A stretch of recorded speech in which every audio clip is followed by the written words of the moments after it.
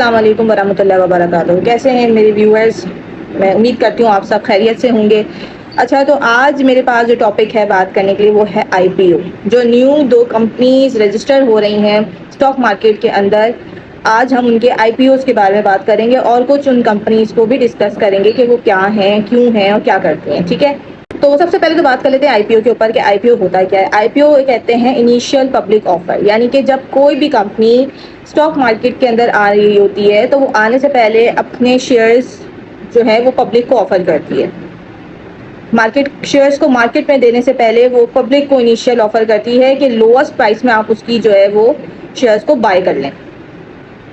तो इसमें होता ये है कि बेसिकली ये शुरू होता है कंपनी के स्टॉक मार्केट के अंदर आने से पहले, और इसके ऊपर जो है वो बिडिंग शुरू हो जाती है, बुक बिल्डिंग हम कहते हैं। तो उस बुक बिल्डिंग में क्या होता है कि आप कंपनी का शेयर पहले ही बाय कर सकते हैं। जैसे मिसाल के तौर पे अगर किसी भी कंपनी ने अपने शेयर्स पर जो है वो 3 करोड़ रखे हैं तादाद में या 4 करोड़ रखे हैं, तो अगर आप उसको बाइंग करते हैं, बोली लगाते हैं, बिल्डिंग में यही होता है कि उसकी बोली लगती है कि मुझे इतने शेयर दे दो, मुझे इतने शेयर दे दो। अगर कोई बंदा 10 लाख शेयर मांग लेता है और उस कंपनी के शेयर्स की जो मांग होती है वो अगर उससे तजावुज़ कर जाती है, बढ़ जाती है, यानी कि अगर कंपनी के शेयर ही टोटल 3 करोड़ थे या 4 करोड़ थे मगर उसकी जो डिमांड थी वो 12 करोड़ 10 करोड़ हो जाती है, तो फिर वो सबको एवरेजली मिलेगा। वो किसी भी एक बंदे को जिसने 10 लाख या 12 लाख मांगे होंगे उसको इस तरह से नहीं दिए जाएंगे। तो बेसिकली आईपीओ का यही मकसद होता है। और ये जब आपको अगर लेने हों या आप इसको लेना चाहते हैं तो वो मेरे पास से इसकी सर्विस आपको अवेलेबल है। अगर अभी आने वाली 2 नई कंपनीज जो कि सितारा पेट्रोलियम और दूसरे नंबर पे है एसएलएम टायर्स, तो इन 2 के शेयर्स इस वक्त आ रहे हैं। अगर आप लेना चाहते हैं तो आप मुझसे कांटेक्ट कर सकते हैं, डायरेक्ट डीएम करें मुझे या फिर मेरे व्हाट्सएप के नंबर पर मुझे रब्ता करें। मैं आपको आईपीओ दिलवाने में हेल्प आउट करूँगी। दूसरी चीज़ ये कि थोड़ी सी डिस्कशन कर लेते हैं सितारा पेट्रोलियम के ऊपर कि ये कौन सी कंपनी है, क्या करती है। ये कंपनी पेट्रोल, लुब्रिकेंट्स और डीजल पर काम करती है, इनकी डिस्ट्रीब्यूशन करती है। पेट्रोल पंप और लॉजिस्टिक ऑयल टैंकर्स पे डिस्ट्रीब्यूशन देती है ये। इसके अलावा ऑलरेडी ये कंपनी 60+ फ्यूल स्टेशन और 300+ टैंकर्स फ्लीट जो है ना ये ऑपरेट करती है। कंपनी बेसिकली 4.8 बिलियन का रेशो इंक्रीज़ करना चाहती है, और जो इसके इनिशियली इस वक्त जो पब्लिक को ऑफ़र हो रहे हैं शेयर्स, उनकी क्वांटिटी 168 मिलियन है, जबकि इसके अपने टोटल शेयर्स जो हैं वो 279.9 मिलियन है। इस कंपनी के शेयर की आईपीओ की प्राइस रेंज जो है वो 13 रुपये 5 पैसे से लेकर 18 रुपये 9 पैसे तक होगी। कंपनी में जो आईपीओ से पैसा आएगा वो यूज़ कहाँ होगा? तो कंपनी न्यू फ्यूल स्टेशन बनाना चाहती है, ऑयल स्टोरेज टर्मिनल डेवलप करना चाहती है, टैंकर्स फ्लीट बनाना चाहती है और लॉन्ग टर्म में oil marketing company OMC licence लेना चाहती है। इसका टारगेट 2028 तक आता है।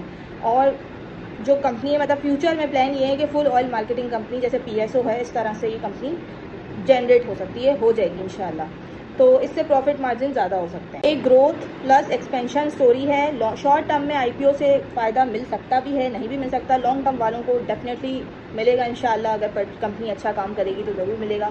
वैसे लॉन्ग टर्म डिपेंड करेगा कि ये ओएमसी लाइसेंस ले पाती है या नहीं, या फिर ये कितनी फास्ट एक्सपेंशन करती है। दूसरी कंपनी पे जो कि है एसएलएम, इसकी लॉन्ग फॉर्म है सर्विस लॉन्ग टायर्स लिमिटेड, और ये पाकिस्तान स्टॉक एक्सचेंज में आने वाली एक इम्पॉर्टेंट इंडस्ट्रियल कंपनी है। एक टायर मैन्युफैक्चरर की कंपनी है और ये सर्विस ग्रुप पाकिस्तान और चाइनीज़ कंपनी शायोंग लॉन्ग मार्च का जॉइंट वर्चर है। कंपनी का जो प्लांट है वो नूरियाबाद सिंध में मौजूद है, और ये ऑलरेडी ट्रक्स और बसेस के रेडियल टायर्स जो है वो बना ही रही है। बात करते हैं कि कंपनी करना क्या चाहती है। तो कंपनी 5.6 बिलियन से 7.8 बिलियन तक रेस करना चाहती है। शेयर्स इनके मार्केट में 389 मिलियन शेयर्स हैं। फ्लोर प्राइस इसकी 14.25 पर शेयर है।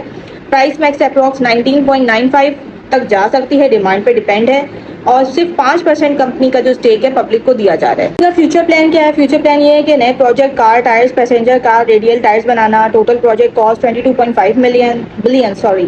प्रोडक्शन स्टार्ट एक्सपेक्टेड 2028, जो कि सितारा पेट्रोलियम की भी है। Target 2 to 3 million tyres per year capacity. अच्छा, इसके अंदर अब एक चीज़ और है, वो ये है कि इसकी जो अच्छाइयाँ हैं वो मैं बता दूँ। स्ट्रॉन्ग बैकिंग है, सर्विस ग्रुप है, प्लस चाइना की पार्टनरशिप है। ऑलरेडी ऑपरेशनल कंपनी है, टायर्स बना ही रही है, पाकिस्तान के अंदर हाई डिमांड टायर्स बना रही है। अच्छा, इसके अलावा रिस्क का जो अगर मैं फैक्टर बयान करूं इन दोनों ही कंपनीज के लिए, तो देखें हर चीज़ रिस्क पर डिपेंड करती है। किसी भी चीज़ का आपको रिस्क लेना ही पड़ता है। अगर आप कोई चीज़ अपने लिए सोचते हैं तो वो रिस्क बेस्ड ही होती है।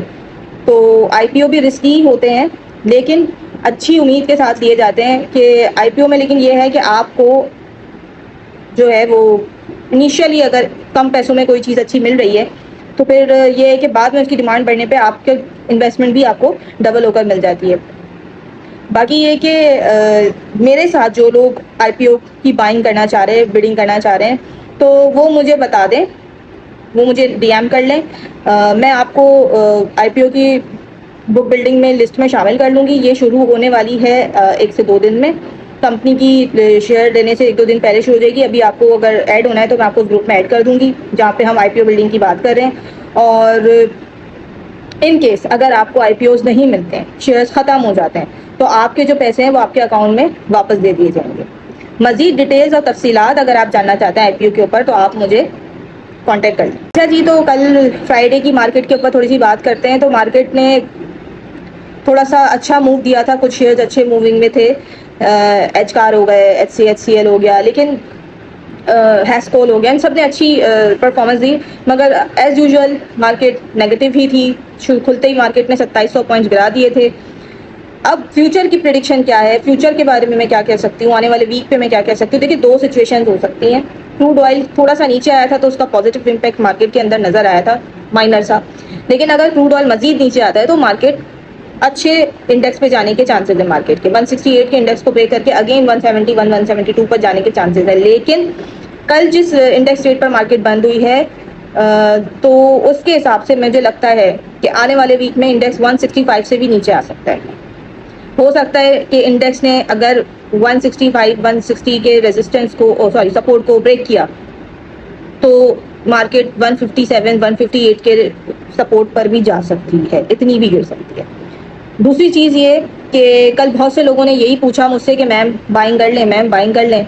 देखिए, मैंने पहले भी एक वीडियो इस पर बनाई थी कि not every day is a trading day. अगर आपने मेरी वीडियो नहीं देखी तो प्लीज़ जाके देखें।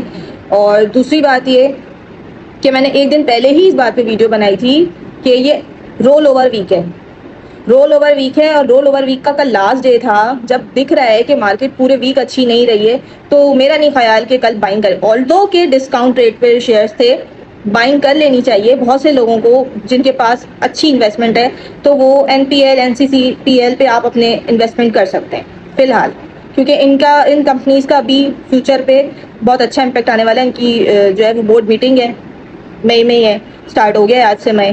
तो इसके बाद इन शेयर्स की प्राइस डेफिनेटली इंक्रीज होनी है। तो जिन लोगों ने इन्वेस्टमेंट करनी थी या वो अभी भी करना चाहते हैं तो बाय मंडे वो देख लें। NPL NCPL मेरी तरफ से रिकमेंडेड है। और इसके अलावा बैंकिंग सेक्टर हमेशा मेरी साइड से टॉप पर रहता है। आप लॉन्ग टर्म इन्वेस्टर हैं, आप ग्रेजुअली अपनी इंक्रीजमेंट जो है वो बैंकिंग सेक्टर के अंदर करते रहें।